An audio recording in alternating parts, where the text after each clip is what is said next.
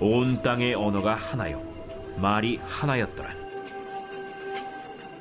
이에 그들이 동방으로 옮기다가 시날 평지를 만나 거기 거류하며 서로 말하되, 자, 벽돌을 만들어 견고히 굽자. 이에 벽돌로 돌을 대신하며 역청으로 진흙을 대신하고, 자, 성읍과 탑을 건설하여 그 탑 꼭대기를 하늘에 닿게 하여 우리 이름을 내고 온 지면에 흩어짐을 면하자. 여호와께서 사람들이 건설하는 그 성읍과 탑을 보려고 내려오셨더라. 이 무리가 한 족속이요 언어도 하나이므로 이같이 시작하였으니 이후로는 그 하고자 하는 일을 막을 수 없으리로다. 자, 우리가 내려가서 거기서 그들의 언어를 혼잡하게 하여 그들이 서로 알아듣지 못하게 하자. 여호와께서 거기서 그들을 온 지면에 흩으셨으므로 그들이 그 도시를 건설하기를 그쳤더라. 그러므로 그 이름을 바벨이라 하니 이는 여호와께서 거기서 온 땅의 언어를 혼잡하게 하셨음이니라. 여호와께서 거기서 그들을 온 지면에 흩으셨더라. 셈의 족보는 이러하니라.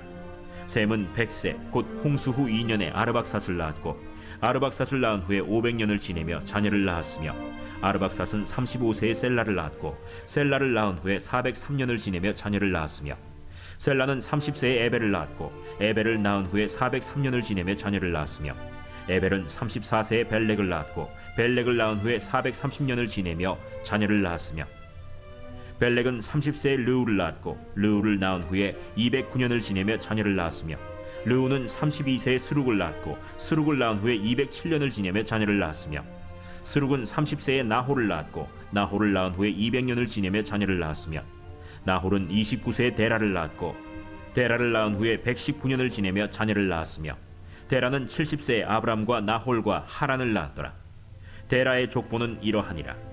데라는 아브람과 나홀과 하란을 낳고, 하란은 롯을 낳았으며, 하란은 그 아비 데라보다 먼저 고향 갈대아인의 우르에서 죽었더라. 아브람과 나홀이 장가들었으니 아브람의 아내의 이름은 사레며, 나홀의 아내의 이름은 밀가니 하란의 딸이요, 하란은 밀가의 아버지이며 또 이스가의 아버지더라. 사레는 임신하지 못함으로 자식이 없었더라. 데라가 그 아들 아브람과 하란의 아들인 그의 손자 롯과 그의 며느리 아브람의 아내 사레를 데리고 갈대아인의 우르를 떠나 가나안 땅으로 가고자 하더니 하란에 이르러 거기 거류하였으며, 데라는 나이가 205세. 아멘. 할렐루야. 예. 오늘 하루 잘 지내셨습니까? 오늘도 주의 은혜 안에서 오늘 금요심에 예배 오신 여러분들의 큰 은혜가 임할 줄로 믿습니다. 나는 사랑 덩어리, 행복 덩어리, 애교 덩어리, 승리 덩어리, 복 덩어리, 하나님의 은혜 안에서 복 덩어리들 되시기를 축복합니다. 창세기 11장의 이야기는 세 부분으로 나눠졌습니다. 1절부터 9절까지는 바벨탑 이야기고, 그리고 10절부터 26절에는 셈의 후손들에 대한 이야기고, 그리고 27절부터 32절은 데라의 이야기입니다. 데라의 족보의 이야기인데 여기 누가 나와요? 아브라함이 이제 드디어 나오면서 이스라엘의 뿌리가 시작이 됩니다. 성경에서 이 창세기, 출애굽기, 레위기, 민수기, 신명기를 뭐라고 부르냐면 오경이라고 불러요. 그죠? 5권의 책이다라는 뜻이에요. 그런데 이것을 원래 이제 히브리어 유대인들은 뭐라고 부르냐면은 토라라고 부릅니다. 토라.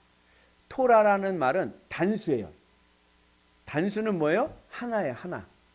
그래서 유대인들은 창세기, 출애굽기, 레위기, 민수기, 신명기를 한 권의 책으로 봅니다. 한 권의 책. 그래서 각 책의 1장 1절은, 그러니까 창세기를 뺀 출애굽기, 레위기, 민수기, 신명기의 1장 1절은 뭐로 시작하냐면 그리고 하면서 이어집니다.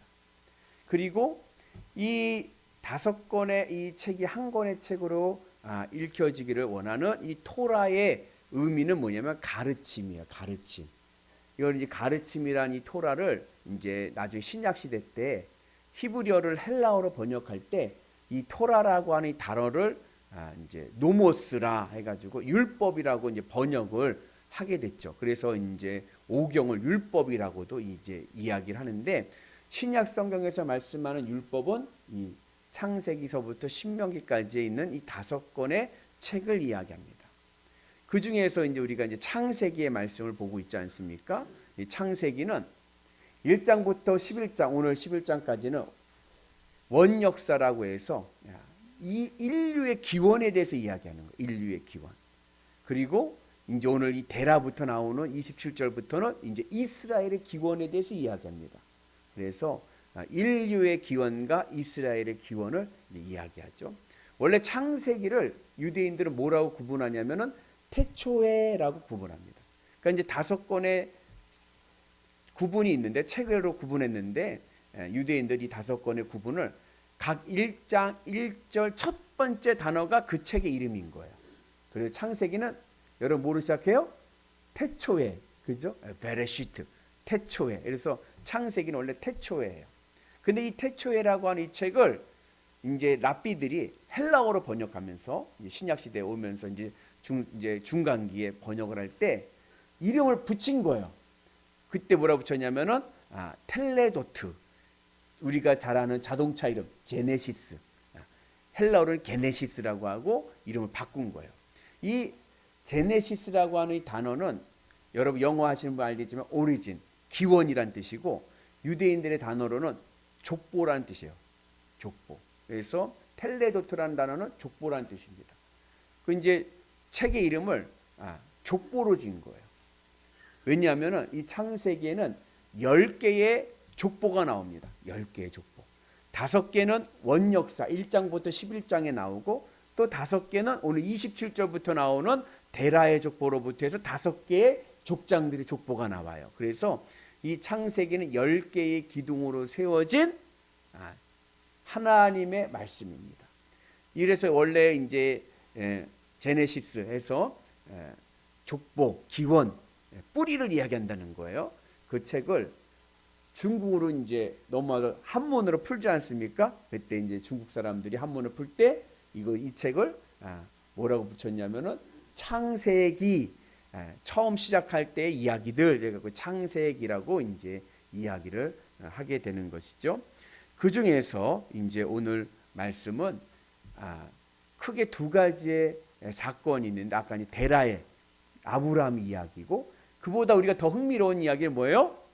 바벨탑 이야기죠. 그죠? 바벨탑 이야기 아시죠? 바벨의 사람들이 모여가지고 탑을 짓기로 했어요. 얼만큼? 높이?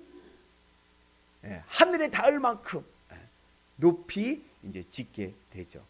이 바벨과 교회와 공통점이 있습니다. 그것은 무엇이냐면 우선 사람들의 모임이에요. 교회라는 뜻이 뭐예요? 에클레시아, 공동체라는 뜻입니다. 교회는 예배당이 아니에요. 교회는요, 믿는 자들의 모임이에요. 공동체예요. 그래서 2-3 사람이 모인 그곳이 바로 교회가 되는 거예요. 바벨도 뭐예요? 사람들이 모이는 거예요. 그죠? 바벨에 모였어요. 그리고 그 다음에 2번째 공통점이 뭐냐면 일치, 단합을 중요시 여깁니다. 우리 교회도 보면 같은 말, 같은 마음, 같은 뜻, 같은 열매, 같이 일치된 신앙, 그죠? 바벨탑의 사람들도 보면 우리가 하나가 되어서 높이 탑을 쌓자 하면서 한 마음 되기를 원해요. 하나 되려고 합니다. 그리고 3번째 공통점은 뭐냐면 뭔가 하나 하려고 그래. 큰 일을 하려고 그래요. 오늘 바벨탑 지을 때 사람들이 목표 우리의 이름을 높이자. 큰 일을 하려고 그래요. 어떤 분들이 이 땅에 한번 태어났는데 뭔가 하나를 하고 가야지 이러면서 큰 일 하려고 하지 않습니까? 높이 올라가려고 그래요. 근데 교회도 요즘 교회도 어때요? 뭔가 큰 일을 하려고 그래. 교회도 크게 짓고 뭔가 그냥 크게 뭔가를 하려고 합니다. 그래서 이 교회와 바벨이 이러한 공통점을 가지고 있습니다. 차이가 없어졌어요. 차이가. 바벨탑과 교회와 차이가 없어요. 요즘에. 그래서 이단들이 교회를 뭐라고 비판을 해요? 이단들이 뭐라냐면요, 교회는 바벨이라고 그래요. 타락했다고 그래요. 왜냐하면 이러한 바벨탑과 공통점이 있기 때문에 그래요. 높아지려고 하고 뭔가 큰 일을 하려고 하고, 그래서 많이 비판을 받습니다. 교회는 믿음의 공동체지 뭐 세상에서 뭐 큰 일을 하거나 큰 교회를 짓거나 막 뭐게 대단한 일을 하려고 하는 모임이 아닙니다. 교회는 하나님의 말씀 따라서 내게 주어진 삶 속에서 하나님의 뜻이 흐르도록 하는 것이 교회인 거예요. 뭐 하나님 나에게 맡겨주신 사명이 있는데 그거는 마음에 안 든다고 해가지고 때려쳐버리고 내 마음대로 간다고 높이 올라가는 거는 바람직하잖아요. 내게 주어진 자리에서 하나님 주신 뜻을 이루며 나가는 것이 귀하고 복될 줄로 믿습니다. 그래서 우리 교회가 바벨이 아니라 하나님의 거룩한 도성되는 은혜가 있기를 축복합니다. 세상 사람들이 이 인류 역사상 인류가 추구하는 것 중에 중요한 가치가 하나 있습니다. 그것은 무엇이냐면은 단합하고 뭉치는 거예요. 그죠? 단합하고 뭉치는 거예요. 우리나라 유명한 초대 대통령 이승만 대통령께서 하신 말씀이 있습니다. 뭐죠? 뭉치면 살고 흩어지면 죽습니다. 맞죠? 뭉치면 살고 흩어지면 죽는 거예요. 요즘 말이 바뀌었습니다. 뭉치면 싸고 흩어지면 비쌉니다. 공동구매 뭘 하나 사더라도 같이 모여서 사면은 싸. 그죠? 근데 그냥 하나씩 낱개를 사면은 비싸. 뭉치면 싸고 흩어지면 비쌉니다. 이걸 가지고 어느 휴대폰 회사의 통신사에서 광고를 냈어요. 뭐라고 냈냐면 착한 가족은 뭉치는 가족이다. 휴대폰들 결합하면요 싸요. 그러니까 착한 가족은 뭉치는 가족이다. 그래서 세상의 가치 중에 하나는 뭐냐면은 뭉치는 거예요. 그런데 인류의 역사가 공허해지고 혼돈해지고 타락하게 된 이유가 뭔지 아세요? 오늘 바벨탑에 보니까 나왔어요. 뭐죠? 너무 잘 뭉쳐서 그런 거예요. 그래서 하나님께서 오늘 어떻게 해요? 뭉치지 말라고 언어를 바꿔주셨어요. 아담과 하와, 여러분 이 원죄의 기원도요 아담과 하와가 너무 잘 뭉쳐서 생긴 일이에요. 너무 금슬이 좋아. 그러니까 하와가 받아서 선악과를 받아가지고 아담에게 주니까 아담이 주는 대로 먹어. 금슬이 안 좋으면 어떻게 했을까요? 이런 말하면 죄송하지만 좀 천박하게 얘기하면, 야 이거 하나님이 먹지 말라고 한 건데 왜 주는데? 이럴 텐데 금슬이 좋으니까 이것 좀 먹어봐요. 그래? 이거 먹어보는 거예요. 그래서 인류의 원죄가 시작된 거예요. 우리 너무 친하고 하나 되는 것에 익숙해집니다. 그래서 다 친해지려고 그래. 익숙해졌어요. 근데 그것이 죄를 만드는 거예요. 목사님, 그럼 흩어지면 죄가 없나요? 아니요. 흩어져도 또 죄가 짓습니다. 인간은요 흩어져도 죄를 짓고 뭉쳐도 죄를 짓는 거예요.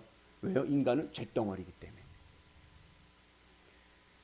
그래서 인간끼리는 뭉쳐도 죄를 짓고 흩어져도 죄를 짓고, 뭉쳐도 죽고 흩어져도 죽고. 목사님, 그러면 어떻게 하라는 거예요? 중요한 신앙의 지혜가 있어요. 우리끼리 뭉치기 전에 먼저 나는 하나님과 뭉쳐야 돼요. 하나님과 내가 하나가 돼야 돼요. 그래서 우리가 하나님과 먼저 내 마음이 뭉치고 난 다음에 세상 사람들과 관계를 맺고 교제하고 그리고 뭉쳐야지, 하나님하고 뭉치지 않은 상태에서 우리들끼리 뭉치면 뭐밖에 안 나온다? 죄밖에 안 나온다. 여러분들 모여가지고 얘기해 보세요. 그럼 다 무슨 얘기예요? 맨 처음 좋은 얘기하다가 나중에 흘러가는 거 가면은 남 얘기하는 걸로 끝나버려. 그리고 집에 갈 때는 어떻게? 그때 호호거리지만 집에 갈 때 뭔가 씁쓸음해. 죄책감이 오는 거 내 마음에서. 하나님과 내가 하나로 뭉쳐져서 내 마음이 하나님으로 기쁘고 하나님과 한 마음이 돼서 하나님의 마음을 품고 그리고 사람들과 관계를 맺을 때 우리의 삶이 건강하고 행복할 줄로 믿습니다.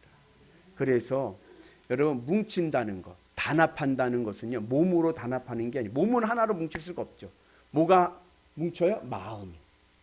그럼 어떻게 해야 잘 뭉칩니까? 누구랑 잘 맞춰요? 잘 뭉쳐요? 마음이 맞아야 잘 뭉치죠. 마음이 안 맞는 사람하고는 안 뭉쳐져.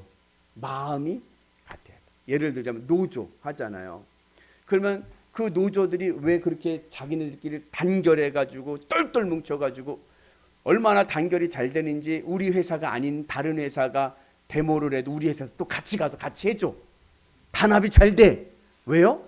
마음에서 추구하는 가치가 동일하기 때문에 그런 거예요. 임금 그리고 복지 그리고 기득권 내가 가지고 있는 마음의 가치와 맞는 사람들끼리는 잘 뭉칩니다.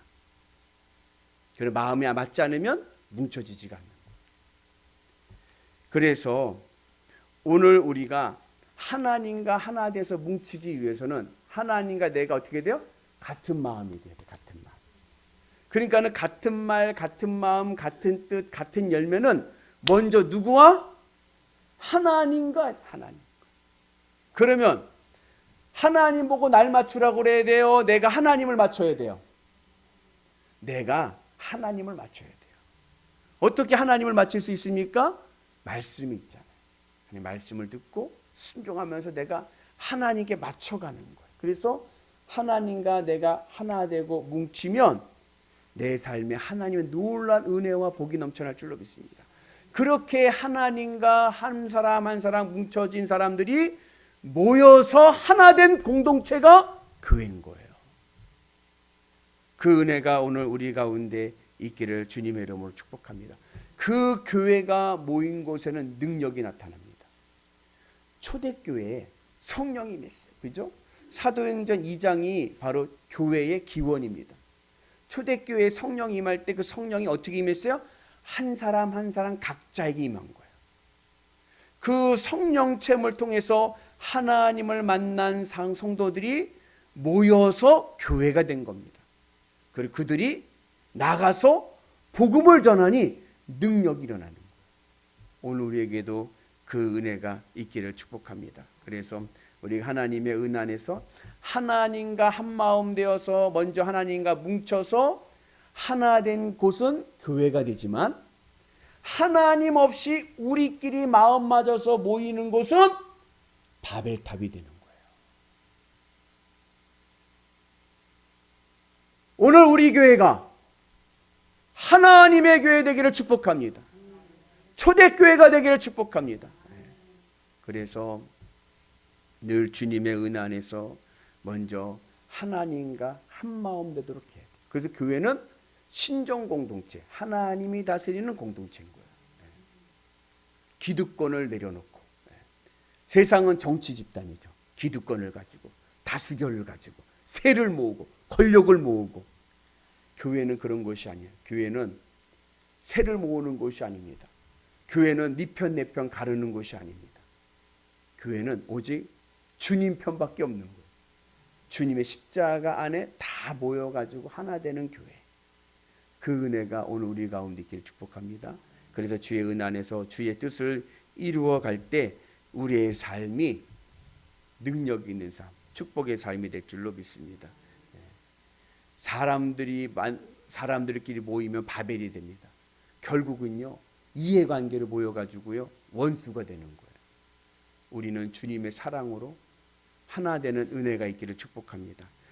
하나님께 모이면 우리에게 놀라운 능력이 일어나고 서로 사랑의 공동체가 되고 하나님의 은혜의 열매를 맺게 될 줄로 믿습니다. 바라기는 여러분들의 가정이 바벨이 아니라 교회 되기를 축복합니다.